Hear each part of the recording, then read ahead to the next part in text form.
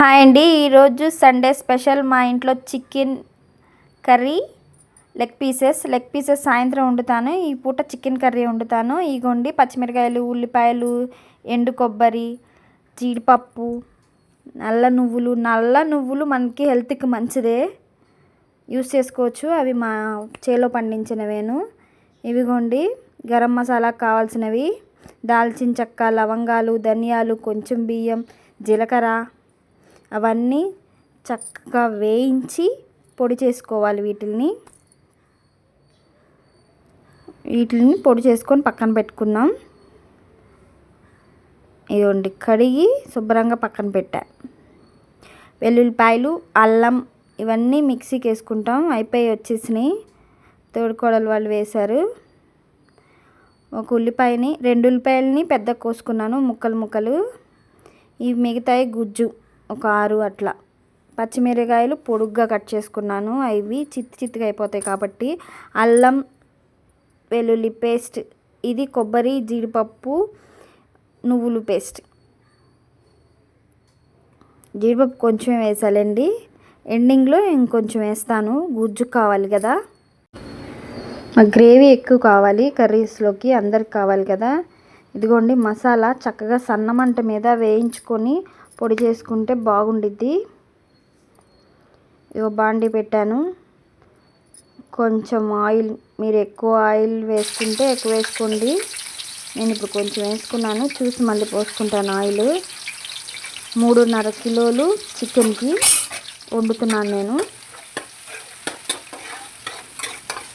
ఇందులో గుండెకాయలు కూడా తెచ్చారు. అవి సపరేట్గా ఉడకబెట్టి మధ్యలో ఉన్నప్పుడు కలుపుతాను. ముందే వేసేస్తే నీసు వాసన వచ్చింది గుండెకాయలు. పచ్చిమిరకాయలు ఎక్కువ వేస్తున్నాను, మా వాళ్ళు కారం ఎక్కువ తింటారు.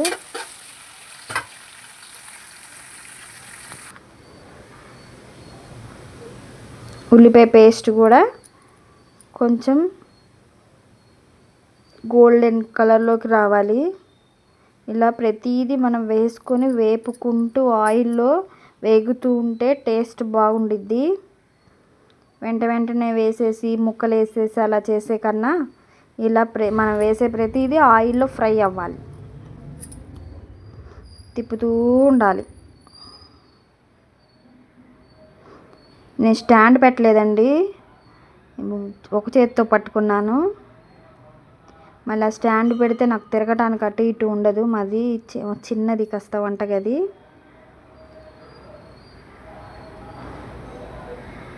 ఇదిగోండి ఇలా బాగా కొంచెం కదుపుకుంటూ వేగనిస్తే సరిపోయిద్ది. అల్లం చిన్నుల్లిపాయ పేస్ట్ వేసేస్తున్నాను. ఉల్లిపాయ కలర్లోకి వచ్చేసింది కదా. కొబ్బరి ఇప్పుడు వేయను, లాస్ట్లో వేసుకుంటా కొబ్బరి. అంతకుముందు గసగసాలు యూస్ చేసేదాన్ని. ఇంకా గసగసాలు హెల్త్కి మంచిది అని నేను ఎక్కడా వినలేదు. నువ్వులు మంచిది అంటున్నారని ఇంట్లో నువ్వులు ఉన్నాయి, అందుకని వాటిని యూస్ చేస్తున్నాను. నువ్వులు ఉండలు కూడా చేస్తానండి, ఒకసారి ఒక వీడియో చేస్తాను, మంచిదే అంటున్నారు అవి కూడా.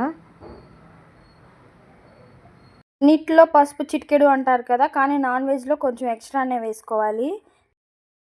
కారం, కల్లుప్పు యూస్ చేస్తున్నాను.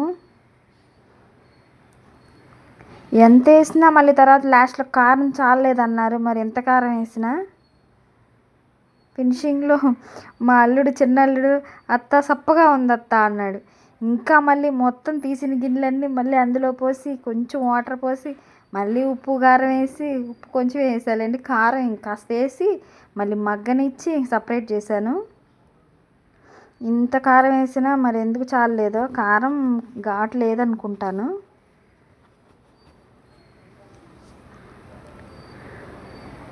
కలర్ అయితే కనపడుతుంది కానీ కారంగా అనిపించలేదు. మసాలా కూడా కొంచెం వేసుకుంటున్నా, ఇలా నూనెలో వేసుకుంటా. ఉప్పు, కారం, పసుపు, మసాలా. ఈ చికెనే 3 రకాలుగా వండుకోవచ్చు. మనం ఉల్లిపాయలు, అల్లం చిన్నుల్లిపాయ వేసినాక ముక్కలు వేసేసి నూనెలో మగ్గనిచ్చి తర్వాత ఉప్పు కారం వేస్తాం. ఒకప్పుడు అలా చేసేవాళ్ళం. అంతకుముందేమో ముక్కలకే ఉప్పు కారం నిమ్మకాయ అలా పట్టించేసి అప్పుడు వేసేవాళ్ళం. ఇప్పుడు నేను ఇలా చేస్తున్నాను ఈ మధ్య. టేస్ట్ బాగుంటుందని ముక్కల మీద ఉప్పు కారం వేసే కన్నా ఇలా నూనెలో ఫ్రై చేసేస్తే టేస్ట్ బాగుంటుంది. ఆ గుండెకాయలన్నీ పక్కన పెట్టేశానండి. ఈసారి ఎక్కువ తీసుకొచ్చారు. మళ్ళీ ఇందులో వేసేస్తే అవి చితికిపోయి స్మెల్ మారిపోయి టేస్ట్ అంతా అదొక రకం స్మెల్ వస్తుంది. 1, 2 అయితే ఉండదులే కానీ వీళ్ళు 4 చూపిస్తాలేండి మధ్యలో ఎన్ని తెచ్చారు. చిన్నపిల్లలు ఉంటారుగా, వాళ్ళు తింటారని తెస్తారు. ఇప్పుడు ఈ నూనెలో కూడా ఈ ముక్కలు చక్కగా మగ్గిపోవాలి కాసేపు. ఇందులో నుంచి మనం వాటర్ పోయాల్సిన పని లేదు, అవే వాటర్ వస్తాయి. కొంచెం సేపు మూత పెట్టేసుకొని మగ్గనిస్తే ఒక గ్లాసుడు వాటర్ వస్తాయి ఈ ముక్కల్లోంచి. కానీ మనకి గుజ్జుకు కావాలి కాబట్టి ముక్కంతా ఉడికిన తర్వాత వాటర్ పోసుకుంటా నేను. ముక్క బాగా ఉడకనియాలి, ఉడక ముందే వాటర్ పోయకూడదు.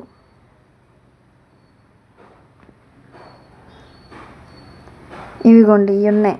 ఇవి అందులో వేసాను అనుకోండి ఇంకా వాటి స్మెల్లే మారిపోయిద్ది.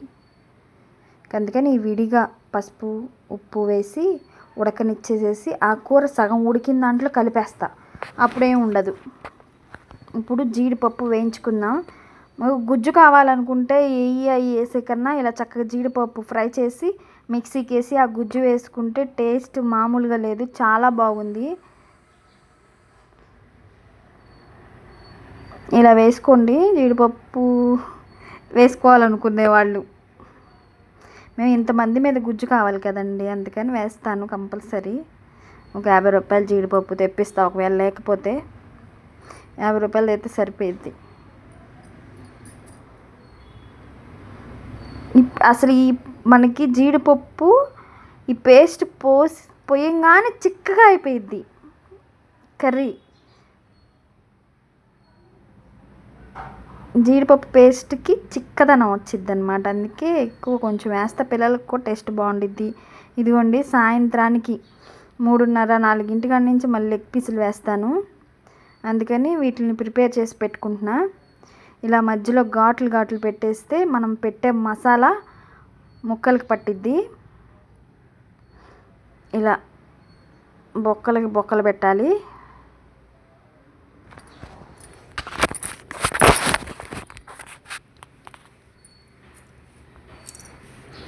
ప్రతిదానికి 3 అలా పెట్టేసుకుంటే ఇంకా వీటిలో ఉప్పు, అల్లం చిన్నులపాయ లైట్గా ఉంది కింద వాటర్, అది అల్లం చిన్నులపాయ వాటరేను, ఇందాక మనం కర్రీ చేసుకున్నప్పుడు ఉంది కదా. ఇంక ఉప్పు కారం పసుపు ఇందులో వేసేసుకొని, పసుపు కొంచెం ఎక్కువ వేసుకోండి, చిటికెడు వేయబాకండి. నీసు కూరల్లో ఎక్కువ వేసుకుంటేనే ఆ స్మెల్ ఉండదు. అల్లం చిన్నులపాయ ఇవన్నీ పొద్దున మనకు ఉన్నాయి కాబట్టి అయ్యే యూస్ చేసేసుకోవచ్చు. కొబ్బరి పేస్ట్ కూడా వేసేసి ఇంక వీటికి పట్టేటట్టు కలిపేసుకుంటున్నాను.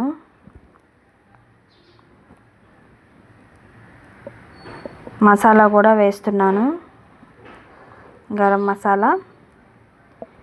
చక్కగా ఇవన్నిటికీ పట్టేటట్టు కలిపేసేసుకొని ఒక బాక్స్లో పెట్టుకొని ఫ్రిడ్జ్లో పెట్టేస్తాను.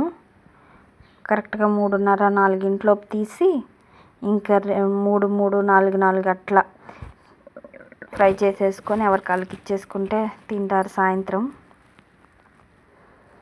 ఎప్పుడు తేరండి, ఎప్పుడన్నా తెస్తారు ఇవి పిల్లలు అడిగితే.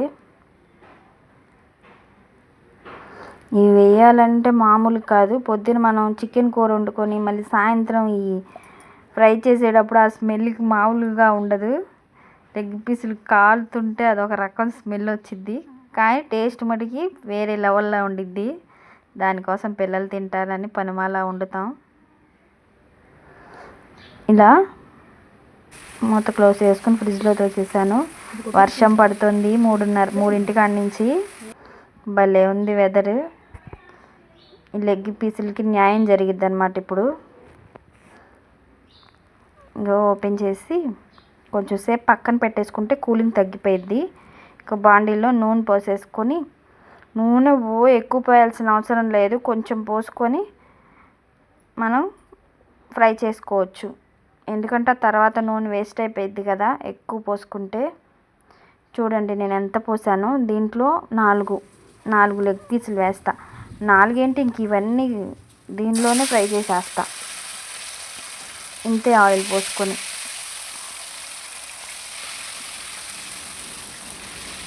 ఇంక మధ్యలో ఇంకొక గ్లాస్ పట్టిద్దేమో, చిన్ని గ్లాసు, మనం టీ గ్లాస్ అంతా మధ్యలో ఒకసారి పట్టిద్ది. ఇంకంతే.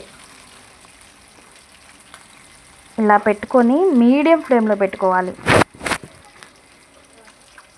పెట్టుకొని మూత పెట్టేసుకొని కాసేపు మన పని ఏదన్నా చూసుకుంటూ ఇంకా ఓపెన్ చేసుకుంటూ ఇలా తిప్పుకుంటూ ఉంటే సరిపోయిద్ది.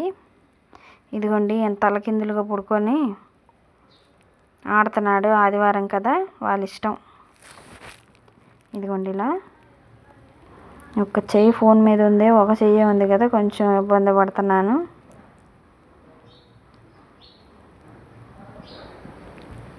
ఇట్లా చక్కగా చుట్టూ మగ్గనిస్తే లోపల కూడా ఉడికిపోయి టేస్ట్ బాగుండిద్ది. లోపల మనకి బోన్ కూడా ఉడకాలి కదా, అందులో మనం దీన్నే ఉడకపెట్టలేదు, ఫ్రిడ్జ్లో పెట్టాం. ఆ ఫ్రిడ్జ్లో ఉప్పు కారం చక్కగా పట్టేసి ఉండిద్ది. ఎప్పుడైనా ఫ్రై చేసుకున్నప్పుడు కూడా ఇలా అన్నీ పట్టించేసేసి ఆ పీసులు మనం ఫ్రిడ్జ్లో పెట్టుకొని సాయంత్రం పూట చేసుకుంటే బాగుండిద్దండి. ఈసారి చేస్తాను, చిల్లీ చికెన్ చేస్తాను ఈసారి, బాగుంటుంది అన్నమాట.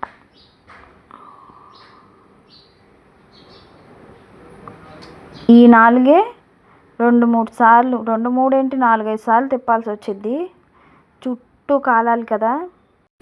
హైలో పెట్టుకుంటే లోపల ఉడకదండి, పైన మాడిపోయి కదా, పైన కలర్ వచ్చేది కానీ లోపల ఉడకదు. గట్టిగా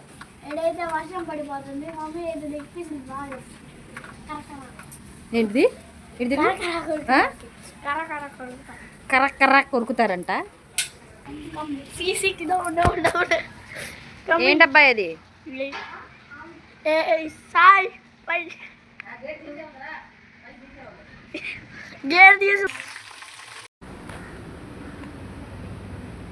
ఇంక వీటి సంగతి చూద్దాం. ఈ 15 లెగ్ పీసులు 4 కింద వేసాను. ఇంక వేసినట్టు ఇంక తల ఒక్కటి ఇచ్చేసుకుంటా ఉంటే ఒక పని అయిపోయిద్ది. చక్క వేడివేడిగా తింటేనే బాగుండిద్ది కదా. ఇందులో ఉల్లిపాయ, 2 నిమ్మకాయలు, నిమ్మకాయ ముక్కలు, కొంచెం కొత్తిమీర వేసిస్తే తింటారు. ఇదిగోండి ఈ కలర్లోకి రావాలి. ఇంకొక 2 నిమిషాలు ఉంటే అయిపోయింది. మొత్తం మనకి ఈ కలర్లోకి వచ్చింది అనుకోండి, పిల్లలు అన్నట్టు కర్ర అంటది అన్నమాట. ఇవి వండేటప్పుడు ఈ స్మెల్కి మనకి తినాలనిపించదు. ఎవరన్నా వండిస్తే తినాలనిపించదు కానీ మనం వండుకుంటే తినబుద్ధి కాదు. ఇదిగోండి వీళ్ళు చూడండి, అసలు మామూలుగా లేదు వీళ్ళ పని.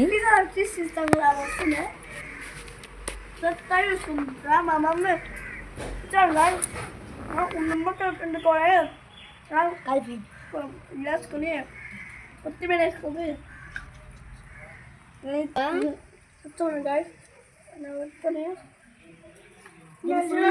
ఫ్రై చేసి పెట్టుకొని